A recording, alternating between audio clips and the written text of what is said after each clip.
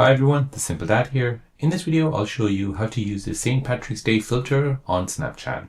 So since St. Patrick's Day is on Monday, you can now use St. Patrick's filter on Snapchat. So let me show you how to get it. So before you begin, you want to first go to your app store. You want to search for Snapchat and make sure that's been updated to the latest version. Now once updated, go ahead and open the app.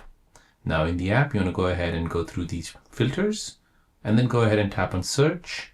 Now from the top here, you see St. Patrick's Day. Go ahead and select that. And now you can use all these available filters on Snapchat. So go ahead and click on one and then go ahead and point it to someone. Take a picture.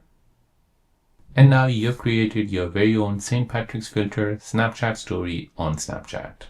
So there you go guys, that's how to get the St. Patrick's Day filter on Snapchat. If you're new on the channel and you want to find out more about your iPhone, your Android phone or any other social media apps, then don't forget to subscribe to this channel to become a part of the Simple Dad community. Hit the like button if you find this video useful.